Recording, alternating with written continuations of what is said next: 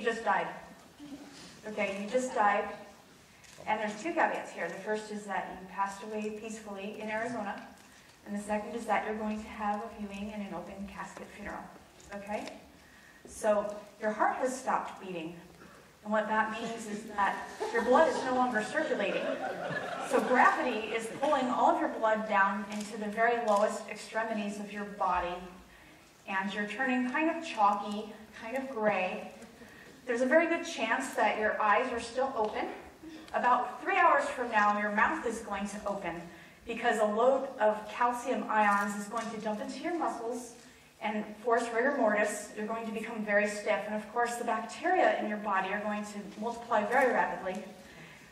The decomposition process has already started. Now, where do you go when you die? It's an age-old question. Here's the answer: 7th Avenue in Jefferson. Medical examiner's office. Your wedding ring, your wallet, your watch, all of your personal effects, your underwear get put into a red plastic biohazard bag. They're stored in a safe at the mortuary that your loved ones chose. Only your loved ones are allowed to access that. It is a $10,000 fine if anybody steals your stuff, even your underwear. If you had an especially catastrophic death, if you died potentially of a homicide or a suicide, if they don't know why you died, you'll be autopsied. They may also want to autopsy you if you died of a well-researched disease like Alzheimer's. They may want to look at your brain for research. And to autopsy you, they'll take blood and tissue samples, maybe some photographs if they have to look around underneath the hood. They will cut open your skull, your sternum, remove your organs, weigh them, examine them, place them back into your abdominal cavity, even your brain. If your head is empty, it will be filled with cotton. And it's kind of the same thing for a homicide. You're not going to be laying on a slab for 6 months until they figure out who done it. They're just taking forensic samples, maybe some extra tissue, maybe some fingernails. They're going to use those samples.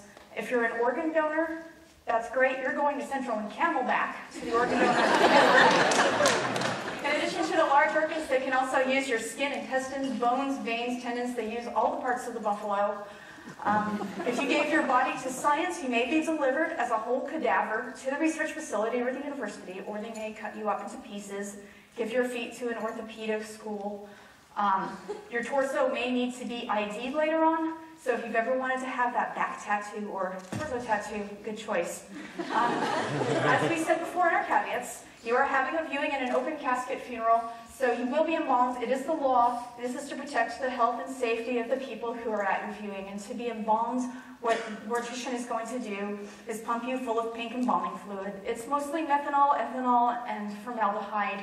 It's going to displace your blood, push it all out. You'll be more clean and sterile. And then the mortician is going to do what's called setting your features. You'll have plastic caps with ridges placed over your eyes.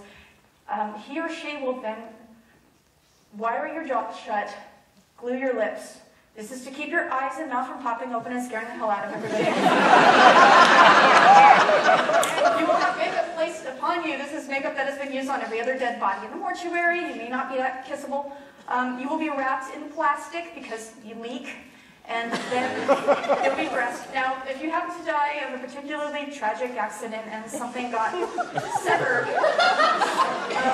if they could find it and it's in good condition, you can still have a viewing, open casket funeral. They're not going to reattach it. They're just going to place it close to the body, make it look as natural as possible. If you're cremated, you're being stuck in the crematorium on extra high 1800 degrees for up to 5 hours. Federal law says that even if you die with a loved one, you must be cremated alone. You cannot have your ashes mixed. If you have a pacemaker, there's a company that does nothing but take pacemakers out of dead bodies. Why? Because pacemakers explode and destroy crematoriums. True story, Google it if you don't believe me. Your cremains will be pulverized into a fine ash, which then, by Arizona law, can be spread over private property with permission from the property owner. It can be spread over most public property, okay? If you're going to the Grand Canyon or some big federal park like that, you will need a permit. You can be dropped out of an airplane over Arizona. And if you don't want to be buried or cremated, there's other options. You can be flash frozen in a vat of liquid nitrogen and pulverized into a compostable powder. You can be dissolved in a solution of water and potassium hydroxide, or you can be compressed into an attractive diamond. But you're alive, we're here, and it is now time for karaoke.